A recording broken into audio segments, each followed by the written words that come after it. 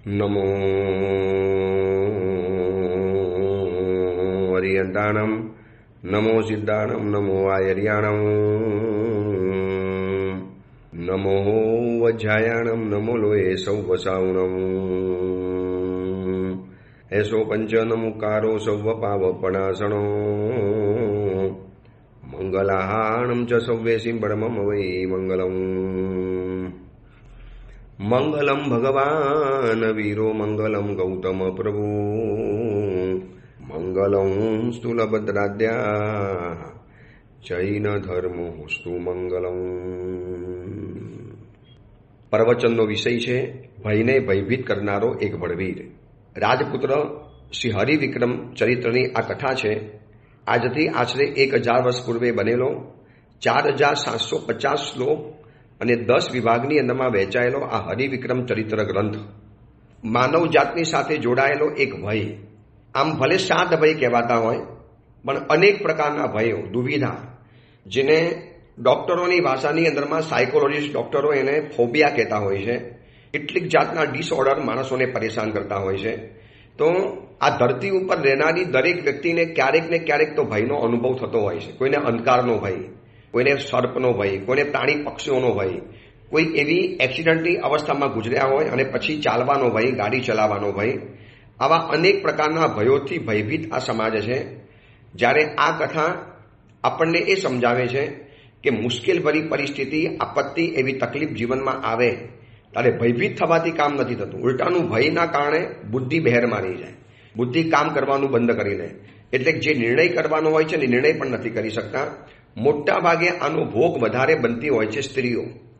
સ્ત્રીઓની અંદરમાં વિશેષ કરીને જે છોકરીઓ હોય, હવે સંવેદનશીલ હૃદય હોય, ગભરું હૃદય હોય. સ્ત્રીઓ આમ પણ સહજ રૂપે ડરપોક હોય, થોડીક હૃદયની નમ્રી હોય, અને એની સાથે કોઈક એવી ઘટનાઓ બની અથવા તો કોઈક એવું પાછળ પડેલું હોય, કોઈક એવી શૈતાન જેવી વ્યક્તિ એને પરેશાન કરતી હોય, અથવા તો બીજી કોઈ પણ રીતે પતિ સ્વરૂપે હોય કે બીજાના સ્વરૂપે હોય. હવે આ બધાના કારણે એવા ડરી જાય છે ને, અને ડરના કારણે શું થાય છે, જે એક ઉપાય મળવાનો હતો એમાંથી છૂટવાનો એ પણ બંધ થઈ જાય. બુદ્ધિ ભય આવે એટલે બુદ્ધિ કામ કરવાનું બંધ કરી દે. માણસ ભયભીત ભયના અવસ્થાની અંદરમાં સ્વસ્થ રહીને જો વિચારે તો એમાંથી રસ્તો પણ નીકળે, બહાર નીકળવાનો. આ હરિવિક્રમ ચરિત્રની અંદરમાં આપણને એવી કેટલી પણ વસ્તુઓ જોવા માટે મળશે આ કથાની અંદરમાં. કેવી ભયની પરિસ્થિતિ ઊભી થઈ છે. અરે ભયંકર ભય ઊભો કરી નાખે, જીવનું જોખમ ઊભું થઈ જાય. એવી દરેક પરિસ્થિતિની અંદરમાં હરિવિક્રમ સ્વસ્થતા રીતે એકદમ મનને શાંત રાખીને એને જે રસ્તો કાઢ્યો છે, બસ એટલા જ માટે આ મહાપુરુષો આવો ગ્રંથ બતાવીને ગયા.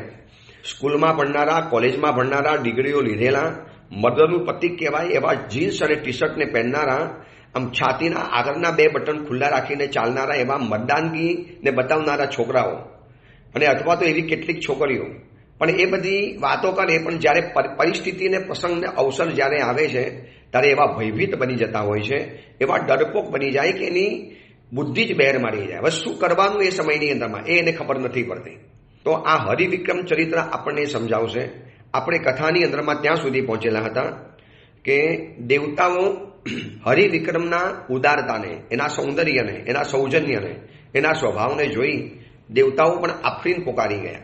જે લોકો આ માનવ લોક ઉપર, પૃથ્વી લોક ઉપર મોજ મજા કરવા માટે આવેલા, અને જેના સંગીતને સાંભળવા માટે હરિવિક્રમ પોતે ગયેલો હતો, અને એના પરાક્રમને જોયા પછી દેવતાઓ એટલા બધા અભિભૂત થઈ ગયા, એટલા બધા એની પર પ્રસન્ન થઈ ગયા, અને ખુલ્લી ઓફર, રાજપુત્ર માગી લો, શું જોઈએ તમારે, જે જોઈએ તમારા ચરણોની અંદરમાં હાજર કરી શકીએ છીએ. અમે દેવતાઓ છે, અમારું દર્શન ક્યારે ફેલ ન જાય, અમારું દર્શન અમોઘ કહેવાય. અમારા દર્શનથી કંઈક ને કંઈ વરદાન તો અમારે આપવું જ પડે. બોલો શું જોઈએ તમારે? રાજકુમાર બિલકુલ નિર્ભીક છે. માગણી કે લાલચ ત્યારે આવે કે જ્યારે માણસને ભવિષ્યનો ભય સતાવતો હોય. જે પોતાના ભવિષ્ય માટે નિર્ભય છે, આવતીકાલની વાત આવતીકાલે, આજની વાત આજે છે, આજે આપણે લઈ લીધું, આવતીકાલની વાત મારે કાલે વિચારવાની. માણસ આજના પૈસા કમાઈને પછી બજારમાંથી પાછો કેમ નથી આવતો? કદાચ કાલે ન મળે તો, પછી કાલે આમ થઈ જાય તો. આ બધો ડર આવ્યો ને, ભય આવ્યો ને. જે નિર્ભીક માણસ છે ને, આજે એવા પણ શાવકો જોયા છે કે આજની કમાણી, માનો એક દિવસનો ખર્ચો 10,000 હોય તો એની સામે 12-13 હજારની કમાણી જ્યારે પણ થઈ જાય એટલે પોતાની ઓફિસ કે દુકાન કે જે પણ હોય એને વધાવી અને પોતાના ઘરમાં આવી જાય અને પરિવાર સાથે ટાઈમ પાસ કરે અથવા તો આરાધના કરે, સામાયિક કરી લે, પણ શાંતિથી જિંદગી જીવી નાખે. હવે બીજી વ્યક્તિઓ તો શું વિચારે, અને આજે કમાઈ લો ને પછી કાલે નહીં થાય તો બસ. કાલે નહીં થાય ને આ એક સવાલ એ ભયનો સવાલ છે. કાલે નહીં થાય તો આજે અમે સાધુ જીવનમાં છીએ, હવે આજની કૂચરી આજે વરવાના, હવે આવતીકાલે બધા બહારગામ જવાના, બધા દિવાળીમાં જવાના.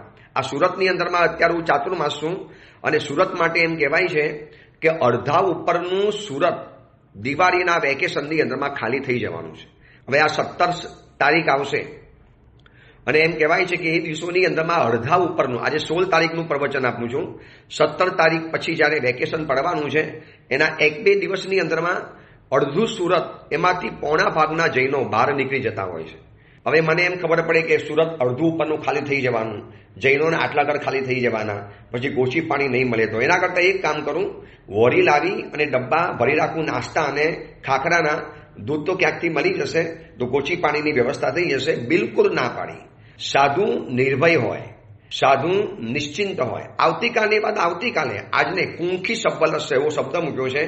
પેટમાં જેટલું ભોજન પડ્યું છે એટલું જ બસ રાખવાનું, બાકી એ સિવાયનો કોઈ પણ જાતનો સંગ્રહ નહીં. સંગ્રહ એ પણ ભયની પેદાશ છે. માણસ સ્ટોરેજ ક્યારે કરે, માણસ સ્ટોર ક્યારે કરે, નહીં મળે તો, નહીં થાય તો, અત્યારે રવા દો, મળે છે તો પછી નહીં મળે તો, બસ આ બધો વિચાર કરીને સ્ટોર કરવાનું મન થાય. રાજપુત્ર હરિવિક્રમ નિર્ભય છે. ઘસીને કહી દીધું કે સાહેબ મારે કશું જ નથી જોઈતું, મને બધું જ મળ્યું છે દેવગુરુની કૃપાથી, મને કોઈ ચીજની જરૂરિયાત નથી, આવશ્યકતા નથી. દેવતાઓ કે અમે આપ્યા વગર તો નહીં જઈએ. અને દેવતાઓએ શું કર્યું, એક રાજપુત્રના જીવનની અંદરમાં અતિશય જરૂરી પડે એવી વસ્તુ એને આપી દીધી. એમને દેવતાઓએ હરિવિક્રમને કીધું કે હરિવિક્રમ, તારી આ નિષ્પૃહતા, તારી આ નિર્લેપતા, તારી આ નિર્ભયતા જોઈને અમે છક્ક થઈ ગયા છીએ. જ્યાં આ આદિનાથ પરમાત્માના ચરણની સોગંદ ખાઈને અમે તને કહીએ છીએ, આ આદિનાથ પરમાત્માની ચરણોની પલાઠીની અંદરમાં હાથ મૂકીને અમે કહીએ છીએ કે આજથી અમારા દેવતાઓના વરદાનથી તારું શરીર વજ્ર જેવું અભેદ્ય બની જવાનું. કોઈ પણ બાણ આવ્યા, પછી બરછી આવી, ભાલા આવ્યા, તીર આવ્યા, કામઠા આવ્યા, તલવારો આવી, ચંદ્રહાસ ખડક આવ્યો, અરે ઇવન સુદર્શન ચક્ર આવે, તને એક નાનકડી ઈજા સરખી પણ નહીં થાય. તારું શરીર વજ્ર જેવું અભેદ્ય બની જવાનું, જાણે તું વજ્રનો આખો અવતાર બની જવાનો. અને આટલું કહી હજી તો હરિવિક્રમ આ સાંભળીને હજી શું વિચારે એની પહેલા દેવતાઓએ હાથની અંદરમાં જલ લીધું અને બધા દેવતાઓએ ભેગા થઈ અને જલ દ્વારા હરિવિક્રમનો આખો અભિષેક કર્યો.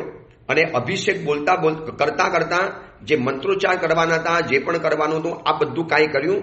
અને એના કારણે કહી દીધું કે હરિવિક્રમ હવે આજથી લગાવીને જલ, અગ્નિ, શત્રુ, શસ્ત્ર ઇત્યાદિ કોઈ પણ જાતના સંકટોની અંદરમાં તને શરીરની એક પણ બાધા નહીં થાય.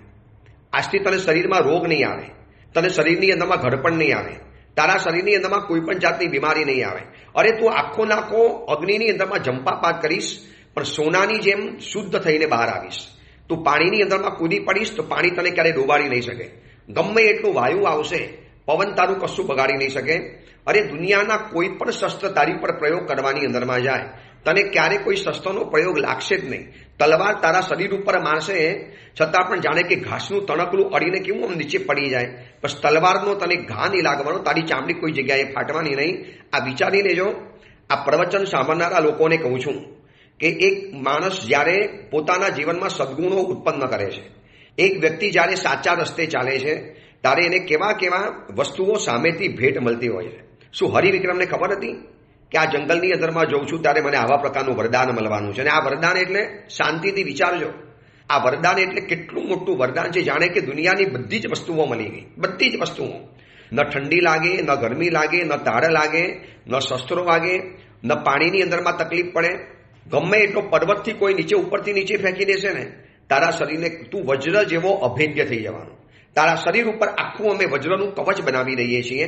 ચામડી તારી આની આ, તું માનવના દેહની અંદરમાં છે, પણ કોઈ પણ વ્યક્તિનું શસ્ત્ર અસ્ત્રથી તારું મોત નહીં કરી શકે, કોઈ પણ તને અગ્નિની અંદરમાં બારી નહીં શકે. તારી ઉપર ગમે એટલા ઝેરના પ્રયોગો થશે હરિવિક્રમ, તને ઝેરના પ્રયોગ પણ લાગુ નહીં પડે. વિચારી લેજો. આવું વિશિષ્ટ જાતનું વરદાન. ચલો સોના ચાંદી હીરા માણેક મોતી અને કપડાને વૈભવ આપ્યો હોત ને, ગમે તારે ચાલી જાય.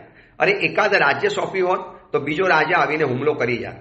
પણ આ વરદાન એવું છે, દેવતાઓએ એવું માસ્ટર વરદાન આપી દીધું, એવા આશીર્વાદ આપી દીધા કે રાજપુત્ર છે, જંગલમાં જાય, કોઈ પણ જગ્યાની અંદરમાં જાય, કોઈ પણ જાતના હવે શરીરની અંદરમાં એને પીડા નહીં થાય. પહેલેથી નિર્ભય તો હતો, હવે સાથે શરીરનું આવું એક વરદાન મળી ગયું, વજ્રમય કવચવાળું શરીર. આ જન્મની અંદરમાં તને કોઈ પણ જાતનો ભય પ્રાપ્ત નહીં થાય. અને હરિવિક્રમ હાથ જોડીને નમી પડ્યો દેવતાઓના ચરણોમાં. સાહેબ, તમે કેટલી મોટી મહેરબાની કરી, તમારો આ પ્રસાદનો પ્રભાવ છે અને જે ક્યારેય મિથ્યા નથી થવાનો. દેવતાઓ કહે છે કે આદિનાથ પરમાત્માની આ કૃપા દ્વારા અમે તારી ઉપર આ વિશિષ્ટ જાતનો પ્રયોગ કરીએ છીએ. તું વજ્રમય શરીરવાળો બની જવાનો, એક તારું શરીર વજ્રના હંમેશા કવચની અંદરમાં કેદ રહેવાનું, તને એક પણ જાતની શારીરિક પીડા તને પરેશાન નહીં કરે. બસ કુમાર, જઈએ છીએ, અમે તને યાદ કરીશું. તારી આ ઉદારતા, તારી આ પ્રતિભા, તારું આ તેજ, એમ લાગે છે કે અમે તો દેવલોકના દેવો છીએ, તું આ ધરતી ઉપરનો દેવ છે. તારું આવું સુંદર લાવણ્ય, એક પુરુષની અંદરમાં પણ આવું સુંદર શરીરનું સૌષ્ઠવ હોય, ખરેખર આપણી આ પ્રીતિ યાદ રહેશે. દેવતાઓ આમ કહી અને અદૃશ્ય થઈ ગયા. અને જેવા દેવતાઓ અલોપ થયા ને, એની સાથે ત્યાં બનેલો મહેલ, એની સાથે ત્યાં બનેલી બધી વૃક્ષોને, વનરાજીને, સંગીતને, જાત જાતનો નાટ્ય સમારંભ, પછી સ્ટેજ ને મણિપીઠિકા, બધું જ અદૃશ્ય થઈ ગયું. કુમારની આજ્ઞા લઈને દેવતાઓ જેવા અદૃશ્ય થઈ ગયા, જેમ સૂર્યના કિરણો સાંજે અસ્ત પામે અને કેવો અંધકાર છવાઈ જાય, એવી રીતે એ જંગલની અંદરમાં માત્ર ઝાડ રહ્યા, પાન રહ્યા, પથ્થર રહ્યા, ધૂળ રહી અને માટી રહી, બસ. અને ખાલી સૂકા પાંદડા રહ્યા, જાણે કે અહીંયા કશું હતું જ નહીં. આખી દેવ માયા સંકેલાઈ ગઈ. આ દેવતાઓએ ઊભી કરેલી માયા છે. દેવતાઓની અચિંત્ય તાકાત હોય છે. અને જે દેવતા જેટલી ઊંચી કેટેગરીનો હોય, જેટલા ઉપરના દેવલોકનો હોય, એની તાકાત એટલી વધારે હોતી હોય છે. અને કુમાર વિચાર કરે છે કે ક્યાં ગયું આ ગંધર્વ નગર, ક્યાં ગઈ આ સુગંધ, ક્યાં ગયું આ સંગીત, ક્યાં ગયા આ સુર તાલ લઈ, અને ક્યાં ગયું આ આખો મહેલ, ક્યાં ગઈ આ બધી અપ્સરાઓને રહેવા માટેના સિંહાસનો. આ બધું અલોપ થઈ ગયું, ગાયબ થઈ ગયું. જાણે કે આંખ ખોલે અને આખું દ્રશ્ય બદલાઈ જાય. એમ જંગલ સિવાય, જંગલની જે નીરવતા, જંગલનું નીરવ એકાંત, જંગલનું અઘોર વાતાવરણ, માત્ર નિસ્તબ્ધ અને નિસંદેહ વાતાવરણ છે. અને આ બધું જોવે છે દૂર બેઠા બેઠા અજીત વિક્રમ પિતાજી પણ. હરિવિક્રમના જે પિતાજી રાજા પણ એની પાછળ પાછળ આવેલા છે. એમને એટલું જોયું કે દીકરા ઉપર આ લોકોએ અભિષેક કર્યો. દેવતાઓએ મારા દીકરાના આખા શરીર ઉપર, એના અંગ ઉપાંગ ઉપર બરોબર હાથ ફેરવ્યા, એક પ્રેમાળ હાથ ફેરવ્યો. પણ શું કર્યું એ ખબર ન પડી, આની ઉપર શું પ્રયોગ કર્યો ખબર ન પડી. ચલો, એ તો ગમે તારે એમને ખબર પડવાની છે. પણ દેવતાઓ વજ્રમય અભેદ્ય શરીર બનાવીને ગયા છે, એ તોને ખબર નથી. દૂરથી વાતોચીતો કરતા હતા, એ એટલી ખબર પડી. અને જંગલની અંદરમાં હવે રહ્યા છે ખાલી માત્ર 2 જણા, અજીત વિક્રમ રાજા અને હરિવિક્રમ રાજપુત્ર. હવે આ બાજુ દેવતાઓના ગુણોનું ચિંતન કરી, દેવતાઓને યાદ કરી, માત્ર જે આદિનાથ પરમાત્માનો જે જીન પ્રસાદ હતો, એ જીન પ્રસાદને નમસ્કાર કરી કુમાર એ પરિસરમાંથી બહાર નીકળ્યો. બહાર આવીને પણ જોવે છે કે કેવું એક અદ્ભુત નગર હતું. અહીંયા કેવા દેવી દેવતાઓ ઉતરી પડેલા, કેવી એની માદક અને મધુરી સુગંધ હતી, કેવું સુંદર અને આહ્લાદક સંગીત વાગતું હતું, કેવી એની એક લય, તાલ અને થાપની એક આનંદની મજાઓ હતી. બધું જ આખું નાખું બદલાઈ ગયું. જાણે કે અંધકાર પડે અને બધું કેવું આમ ઢંકાઈ જાય, બધું વેર વિખેર છે. અને દેવોના ગુણોનું ચિંતન કરે છે, આદિનાથ પરમાત્માને યાદ કરે છે. અને કુમાર હવે પોતાના નગર તરફ આગળ વધે છે. એટલામાં આ બાજુ જે પિતાજી હતા ને, એ પિતાજીને થયું કે ચલો એક વખત દીકરાની પરીક્ષા તો કરી લઉં કે આની અંદરમાં કેટલો ક્રોધ છે, આ કેટલો ધીરજવાન છે, આને કેટલો જલ્દી ક્રોધ કરાવી શકાય છે. જો પરીક્ષાની અંદરમાં પિતાજીએ માત્ર 2 જ બાબત વિચારી છે કે કોઈ પણ ઉત્તમ વ્યક્તિનું લક્ષણ એ છે એ કેટલો જલ્દી ક્રોધે ભરી જાય એટલો એ માણસ શક્તિ સંપન્ન ન કહેવાય. જેને ક્રોધ કરાવતા કરાવતા બહુ ભારે પડે, જેનો ક્રોધ પણ બહુ કિંમતી હોય, જેનો ક્રોધ પણ બહુ મૂલ્યવાન હોય, જેને ક્રોધ કરાવવાની અંદરમાં લોકોને પરસેવો પડી જાય. અને જે વ્યક્તિની ધીરજ, ધીરતા, એ પણ 2 મિસાલ હોય. ચલો પરીક્ષા તો કરું કે આનામાં ક્રોધ કેટલો છે ને આનામાં ધૈર્ય કેટલું છે. હવે આમે જંગલમાં જ છીએ, એને આમ પણ કદાચ ખબર તો પડી જવાની કે મારી પાછળ પાછળ કોઈક આવે છે. અને આ પિતાજી છે હજી એને ખબર નથી પડી, કારણ કે બંનેનું મળવાનું નથી થયું. એટલે આવી રીતે અજીત વિક્રમ રાજાએ નક્કી કર્યું કે ચલો દીકરાને થોડોક ચીડવું, થોડોક એને એવા પ્રકારના શબ્દો કહું તો એ શું રિએક્શન આપે છે મારે જાણવું છે. આ જંગલના વાતાવરણની અંદરમાં કોઈક આવા શબ્દો સાંભળ્યા પછી જો ભયંકર ક્રોધે ભરાઈ જાય અને અધીરો બનીને જો બીજું કાંઈ પણ કરવા તૈયાર થઈ જાય તો માનવાનું કે દીકરો હજી એટલો યોગ્ય નથી બન્યો રાજા બનવા માટે.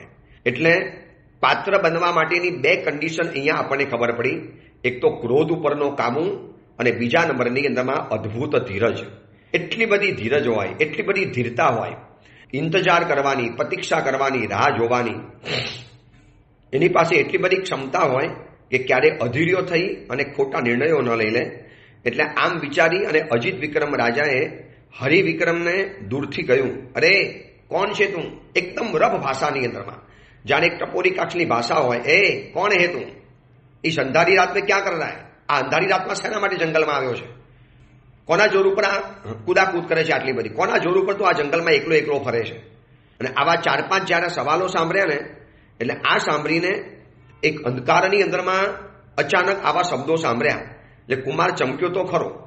એના શરીરના રોમાંચ ખડા થઈ ગયા. કોણ આવું બોલે છે? આવી કડવી ભાષા, આટલી બધી કઠોર ભાષા? અને રાજા એવો હતો અજીત વિક્રમ રાજા જેને આખો પોતાનો અવાજ બદલી નાખ્યો. વરના દીકરો પોતાના પિતાના અવાજને ન ઓળખી શકે, બિલકુલ ઓળખી જાય. એમાં જંગલમાં તો સુમસામ વાતાવરણ પહેલેથી ખબર પડી જાય. પણ જૂના સમયની અંદરમાં ગુરુકુલમાં આ બધી કલાઓ શીખવાડતા હતા કે માણસ પોતાના ગળામાંથી કેવા કેવા અવાજો કાઢી શકે. આજે એવા છે ઘણા કલાકારો, એના ગળામાંથી કોયલનો અવાજ કાઢે, મોરનો કાઢે, હાથીનો કાઢે, ઘોડાનો કાઢે, ગાયનો કાઢે, કૂતરાનો પણ કાઢે અને માણસોની આખી નકલ કરી આપે, પ્યોર નકલ. આ મેં ઓડિયો પ્રવચન જ્યારે શરૂ કર્યા ને ત્યારે કેટલાક વખત પછી મને મુંબઈની અંદરમાં એવા કેટલાય પરિવારો મળ્યા. મને કે સાહેબ, જ્યારે અમે સવારના પોરમાં આપનું આ વ્યાખ્યાન શરૂ કરીએ ને એમાં આપનું જે નૌકાર, એની બોલવાની જે આખી એક આપની નિરાલી શૈલી, એક આપનો ઘેઘૂર અને ગંભીર અવાજ, મીઠો અવાજ, સાહેબ અમને એટલો બધો ગમે છે કે અમે જ્યારે ઘરની અંદરમાં નૌકાર તમારો શરૂ કરીએ ને તો સાહેબ અમારા દીકરા દીકરીઓ પણ આ સાંભળે, એને પણ એટલું બધું ગમે. પછી સાહેબ તમારી કોપી કરવા જાય. અને એવા 4 થી 5 માતા પિતાઓ મને મુંબઈમાં મળ્યા. મને કે સાહેબ અમારો દીકરો આપના અસલ નૌકારની કોપી કરી આપશે. મને સુરતમાં પણ એવા મળ્યા 2-4 જણા. મને કે સાહેબ જો આપ જે રીતે નૌકાર બોલો છો ને, આ નૌકાર બોલવાની આપની જે ઢબ અને શૈલી સેમ દીકતો એવું મને સંભળાવી બતાવે. તો એક સામાન્ય માણસ જો બીજા માણસની પણ અવાજની નકલ કરી શકતો હોય, આ તો ગુરુકુલની અંદરમાં ગુરુએ શીખવાડેલું છે કેવી રીતે અવાજ બદલવો. પુરુષ સ્ત્રીનો અવાજ કાઢી શકે, સ્ત્રી પુરુષનો અવાજ કાઢી શકે અને સાંભળનારાને ખબર પણ ન પડે. અજીત વિક્રમ રાજાએ અવાજ બદલી અને એકદમ રફ ભાષામાં, જાણે કે રોડ ઉપરના રખડતા ભિખારી અને ટપોરીઓ કેવી ભાષામાં બોલે, એ કોણ હે તું? કહાં સે આયા? કિસકે જોર ઉપર ઇતના કૂદ રહા હે? કોના જોર ઉપર આટલી બધી કૂદાકૂદ કરે છે? ઘરે જવું છે કે નથી જવું? રાત અંધારી થઈ ગઈ, શું કામ ત્યાં જંગલની અંદરમાં? આવી રફ ભાષાની અંદરમાં આવા 5-15 સવાલો પૂછી લીધા અને હરિવિક્રમના તો રૂમાડા ખડા થઈ ગયા. ભાઈ કોણ છે આ? આવી રીતે મારી સાથે વાતચીત કરી શકે? પછી હરિવિક્રમ કહે છે, ભાઈ ગમે ત્યાં ગમે તે ફરવું એ કોઈ નિશ્ચિત વાત નથી ગઈ. અને આવી રીતે મને કોઈ પૂછે તમે કોણ છો, ક્યાંથી આવ્યા છો, આવી બોલવાની ભાષા. એટલે કુમાર વિચાર કરી મોટા ઉદાર મનથી રાજાની સાથે હસીને વાત શરૂ કરી. જોજો હવે આ સવાલ છે ને, આ સવાલનો જવાબ ગુસ્સે થઈને પણ આપી શકતો હતો એના જેવી ભાષાની અંદરમાં. તું કોણ હે પૂછને વાલા? તું મુझे कहने वाला कौन है? તું क्यों इधर आया? તું કિસકે જોર ઉપર કૂદ રહા હે? આ બધા સવાલ એને એની ભાષામાં ઓનાથી ઓર વધારે કડવી અને કઠોર ભાષામાં પૂછી શકતા હતા હરિવિક્રમ રાજપુત્ર. પણ એને એકદમ હસતાની સાથે, હાસ્ય અને મધુર માર્મિક કટાક્ષની સાથે પૂછ્યું. કુમાર કહે છે, ભાઈ એ તમે કોણ છો? જો તમે મને એમ પૂછો છો કે હું કોણ છું, આવું તમે પૂછનારા હું તમને પૂછું છું કે તમે કોણ છો. કારણ કે તમે પણ અજાણ્યા છો, મારા માટે તમે અજાણ્યા અને મારા માટે હું અજાણ્યો. તો હું પણ તમને સવાલ પૂછું, તમે કોણ છો? બતાવી શકશો તમે કોણ છો? તમે આ જંગલની અંદરમાં કેમ આવ્યા છો તમે એ બતાવી શકશો? કોના બલ ઉપર તમે અહીંયા ફરો છો એ મને બતાવી શકશો? પણ જ્યારે બોલ્યો ત્યારે એકદમ હળવી ભાષા, કોઈ ક્રોધનો ડંખ નહીં, કોઈ પણ જાતનો ભય નહીં. બહારના આટલા ભયંકર જંગલની અંદરમાં એક વ્યક્તિ જ્યારે આ રીતે પડકાર ફેંકે, કોણ છે, કહાં સે આયા, ક્યાં કર રહા હે, કોના જોર ઉપર કૂદે છે, તો આ સવાલ એનાથી રફ ભાષાની અંદરમાં હરિવિક્રમ પોતાના પિતાજી જે છુપ્પા વિશે રહેલા છે, જે અત્યારે અજાણ્યા મુસાફર છે, આપણે અજાણ્યા એક પથિક તરીકે આપણે ઓળખાણ જળવી છે, તો એને પણ કહી શકતા હતા. ખબર તો નથી કે આ પિતાજી છે, તો એ પણ એમને હાસ્યની સાથે એકદમ ઠંડે કલેજે એકદમ પ્રેમથી પૂછ્યું કે ભાઈ તું પણ અહીંયા કોના જોર ઉપર ફરે છે? તું પણ અહીંયા શેના માટે આવ્યો છે? રાત્રિનો પ્રહર તો થઈ ગયો છે, પ્રથમ પ્રહર, તું પણ અહીંયા ફરે છે? છાતીમાં વાગે એવા કુમારના વાક્યો સાંભળીને રાજાએ વિચાર કર્યો કે કુમારનું ભાષણ વક્ર છે પણ મૃદુ છે. ભલે વક્ર ભાષા છે, થોડીક વક્રોક્તિ છે, થોડાક ટોન્ટ છે, પણ ભાષા મૃદુ છે. એટલે એને વધુ ચીડવવા માટે ઓર વધારે પૂછ્યું. રાજા ઓર વધારે પરીક્ષા કરવા માટે માગે છે. જોવું તો ખરો ક્યાં સુધી એનો ધીરજનો બંધ રહે છે, ક્યાં સુધી એને પોતાના ક્રોધને કાબૂમાં રાખી શકે છે. એટલે એને કીધું કે ભાઈ હવે હું તો કોઈક રાજાનો પ્રધાન હોઈ શકું છું, તને શું ખબર પડે હું કોણ છું? તું કે ને તું કોણ છે? તું મને શેના માટે પૂછે છે? મેં તને પહેલા પૂછ્યું, તારે મને જવાબ આપી દેવાનો. ત્યારે કુમાર કહે છે, અરે તમે રાજબલનું ભાષણ મારી સન્મુખ આપો છો, એટલે શું તમે આટલા બધા નિર્લજ બની ગયા કે તમે કોઈ રાજાની ઓળખા લઈને ફરો છો? તો કુમાર કહે છે, તો રાજા કહે છે કે આ ભૂમંડળ ઉપર કે રાજો હોવું કંઈ કોઈનું કોઈ એકાધિકાર નથી. કોઈ પણ રાજા હોઈ શકે. માનું હું આ જંગલનો રાજા છું અને તમને પૂછું છું તમે કેમ આવેલા છો, તમે અહીંયા કેમ આવ્યા, હું તમને પૂછી શકું છું. આમ સામ સામે એટલા બધા સંવાદો ચાલ્યા. કોઈ પણ હિસાબે અજીત વિક્રમ રાજાને હરિવિક્રમને ચીડાવવો છે, ગુસ્સે કરાવવો છે, એને ભયંકર ક્રોધ કરાવવો છે. પરંતુ ઉત્તમ વ્યક્તિઓનું લક્ષણ એ છે કે જવાબ પૂરેપૂરા આપશે પણ અકરાયા વગર, ગુસ્સો કર્યા વગર. હવે આજની સૌથી મોટી તકલીફ આ છે કે માણસ શાંતિથી જવાબ આપી નથી શકતો. મારી તમારી બધાની આ સમસ્યા છે. આપણા વિરોધની વાત સાંભળ્યા પછી મન એટલું ધુઆ થઈ જાય, મનની અંદરમાં એટલો બધો અગ્નિનો ધુમારો ફેલાઈ જાય અને પછી આપણે એવા બેલ ફેલ શબ્દોની અંદરમાં ફેંકાફેંક કરવાની અંદરમાં જઈએ. પછી ન સભ્યતા રહે, કયા શબ્દો બોલાય ન બોલાય એ પણ મનમાં વિચાર નથી આવતો. જ્યારે આ કુમાર ઠંડે કલે છે, રાજા ચીડવવા માટે બધું જ બોલે છે. તું કોણ છે, તને કોણે મોકલ્યો, તું શું સમજી શકે. હવે એવા શબ્દોને અહીંયા બધા દલીલો બતાવી છે ને કે રાજા અને કુમારની આ દલીલોની અંદરમાં આમ વગર તલવારે, વગર યુદ્ધે, વગર શસ્ત્રે યુદ્ધ થવાની અંદરમાં આવ્યું. આજે પિતાજીએ નક્કી કર્યું હતું કે એની ધીરજની મારે પરીક્ષા કરવી છે અને એનો ક્રોધ કેટલોય કાબૂમાં રાખી શકે છે મારે જોવો છે. અને આ બધી વાતોચીતો કરતા કુમાર કહે છે, દેખો ભાઈ હું કોણ છું, હું પોતે શું કામ બતાવું? આવી જાઓ મારી સામે પરાક્રમ કરવા માટે, તાકાત હોય તો આવી જાઓ તલવાર લઈને. તમને જો મારી ખરેખર જાણકારી જોઈએ છે તમને આપી દેવા તૈયાર છું. વીર પુરુષો રણ સંગ્રામમાં પોતાની ઓળખાણ આપે. હું સામેથી શું કામ કહું હું કોણ છું, ક્યાંથી આવ્યો, શું આવ્યો છું, જાણી લો બધું મારા માટે. આવી જાઓ યુદ્ધ કરવા માટે. હવે અજીત વિક્રમ રાજા પણ તૈયાર થઈ ગયા યુદ્ધ કરવા માટે, કારણ કે એ પણ ક્ષત્રિય રાજા છે. જોવું છે કે આજે દીકરાનું યુદ્ધ કૌશલ્ય કેવું છે, દીકરો કેટલી ધીરજ રાખી શકે છે, એની અંદરમાં ક્ષમતા અને શાંતિ કેટલી રહી શકે છે, એ ક્રોધને કેટલો કાબૂમાં અને કંટ્રોલની અંદરમાં રાખી શકે છે. એટલે રાજા કહે છે કે આપણે તલવારથી યુદ્ધ નથી કરવું, આપણે મલ્લ યુદ્ધ કરવું છે, કુસ્તી યુદ્ધ કરીશું, તલવાર મારે નથી જોઈતી. કુમાર કે જે બી તમારી ઈચ્છા, હું યુદ્ધ કરવા તૈયાર છું. તલવાર કરો તલવાર, બાણ કો તો બાણ, છરી લો તો છરી, ભાલો કો તો ભાલો, અને મલ્લ કુસ્તી કરવી હોય તો મલ્લ કુસ્તી. હું તૈયાર છું, આવી જાઓ મારી સામે, ચલો. અને કુમારના આવા ક્રોધ ભર્યા અને કુમારના આવા વચનો સાંભળ્યા પછી રાજા વિચાર કરે કે આટલું બધું એને ઉશ્કેર્યો, આટલી બધી એની અંદરમાં ગરમી લાવવાનો પ્રયત્ન કર્યો. વાત એની કડક છે, કઠોર છે, વાત કરવાની પદ્ધતિ પણ બહુ અદ્ભુત છે, પણ ક્રોધ નથી. જો શાંતિથી પણ એની એ જ વાત મક્કમતાની સાથે કહી શકાય છે. મક્કમતા એટલે મૃદુતાની સાથે મક્કમતા, વાતની ઉપર મક્કમ રહેવાનું, પોતાની સિદ્ધાંત કે પોતાના વિચાર ઉપર મક્કમ રહેવાનું છે. પણ એની સામે ક્રોધ નથી કરવાનો કે એની સામે મગજની સમતુલા નથી ગુમાવવાની. અહીંયા અજીત વિક્રમ જોવે છે કે મેં એને યુદ્ધ લડવાઈ ના પાડી, તલવાર યુદ્ધ લડવાની, તો પણ તૈયાર થઈ ગયો. કાંઈ વાંધો નહીં, ચલો મલ્લ યુદ્ધ કરીશું. મલ્લ યુદ્ધ માટે પણ મેં એને આટલો બધો મેં એને ઉશ્કેર્યો, તો પણ કરવા તૈયાર છે. હવે બંને જણાએ પોતાનો કછોટો માર્યો.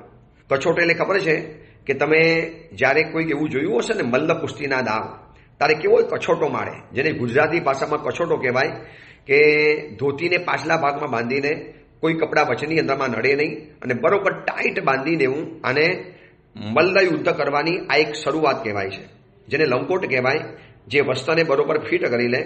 કુમારજીનું તૈયાર છીએ. બંને જણાએ તલવારો ફેંકી દીધી, વસ્ત્ર શરીર ઉપરના ઉતારી દીધા. માત્ર શરીર ઉપરનો જે લંગોટ કહેવાય, કપડાની જે પછેડી મારી હોય, કપડાની જે રીતે એ લોકોએ સ્ટાઇલથી વારેલા હોય એ પ્રમાણે રહી ગયા. હવે આટલું કર્યા પછી કુમાર શું કર્યો, 10 ડગલા 10 ઇંચ 15 ફૂટ જેટલું આકાશની અંદરમાં ઉછળ્યો અને વળી પાછો નીચે પડ્યો. એમ જ બસ આ મલ્લયુદ્ધ, જેમ તમે ક્યારેક જોયું હશે ક્રિકેટ રમવા માટે આવે ને તો આમ 2-4 વખત ઉપર નીચે થાય, કૂદાકૂદ કરે, આમ એક કોન્ફિડન્સ, એક આત્મવિશ્વાસ પ્રાપ્ત કરવા માટે. એટલે કુમાર જેવો હવાની અંદરમાં ઉછળ્યો અને કૂદવાથી જેવો ભૂમિ ઉપર નીચે પડ્યો. હવે વિચારી લેજો, દેવતાઓએ આને વજ્ર જેવું અભેદ્ય શરીર બનાવીને આપ્યું છે. આ પડવાના કારણે હરિવિક્રમ ચરિત્રની અંદરમાં લખ્યું છે, પંખીઓ મારામાંથી નીચે પડી ગયા, પર્વતના શિખરો તૂટીને નીચે પડ્યા, ભૂમિ ઉપર એટલો બધો ભાર થઈ ગયો કે ભૂમિ પોતાના ભારને સહન કરવાની અંદરમાં અશક્ત બની ગઈ અને જમીનની અંદરમાં આછેરો ભૂકંપ જેવો કંપ થવા માંડ્યો. અરે આ હરિવિક્રમના કૂદવાના કારણે સેંકડો વૃક્ષો જમીન દોસ્ત બની ગયા. વિચારી લેજો કેવી એનું શરીર અભેદ્ય બનાવ્યું હશે. એક જાણે કે જીવતું વજ્રમય શરીર, પિંડમય શરીર, અને એવા શરીરને ધારણ કરનારી વ્યક્તિ આમ કૂદકા મારે તો કેટલાય મકાનો પડી જાય ને બારીઓ તૂટી પડે ને છત નીચે આવી જાય. આ જંગલમાં આ જ થયું. વૃક્ષો પણ મોટા મોટા જમીનદોસ્ત થઈ ગયા, મોટા મોટા મહેલ અને મંદિરોના શિખરો તૂટી પડ્યા. આ બધું કરવાની અંદરમાં શું થયું, એ જંગલની અંદરમાં એક ક્ષેત્રપાલ દેવતા હતો, એનું મંદિર હતું, ખંડુકપાલ નામનો ક્ષેત્રપાલ, એનું મંદિર હતું. એ મંદિરનું શિખર પણ તૂટી પડ્યું આ કુમારના કૂદવાના કારણે. વિચારજો કેવું સશક્ત શરીર હશે એ જમાનાની અંદરમાં, કેવી પણ એ જમાનાની અંદરમાં શરીરને સશક્ત બનાવવાની પ્રક્રિયાઓ હશે. અને આજના જમાનામાં જેમ જીમ કહેવાય છે, આજના છોકરાઓ કસરત કરવા જાય, વ્યાયામ કરવા જાય, અને એ જમાનાની આખી પદ્ધતિ અને સિસ્ટમ અલગ હતી. હવે તો ગાડીમાં જવાનું, ત્યાં વળી પાછો વ્યાયામ કરવાનો, ત્યાંથી વળી પાછો ગાડીમાં નીકળવાનું, રોડ ઉપર ઉભેલા ખૂંચાવાળા હોય ત્યાં ઇડલી ઢોસા મેંદુ વડાને ઉપમા વગેરે ખાઈ વળી પાછી શરીરમાં કોલેસ્ટ્રોલ વધારવાનું, શરીરની અંદરમાં કેલેરી વધારવાની, વળી પાછું બીજા દિવસે ગાડી લઈને જાય એટલે પેટ્રોલ બગડે, સમય બગડે, શરીર બગડે. આ બધું જ કરવા છતાં પણ સ્વાસ્થ્યનો તો કોઈ લાભ થતો જ નથી. અને એની સામે આ કુમારનું કેવું સ્વાસ્થ્ય હશે, કેવી એની પાસે શારીરિક શક્તિ હશે કે એના કૂદવાના કારણે મંદિરોના શિખરો તૂટી પડ્યા.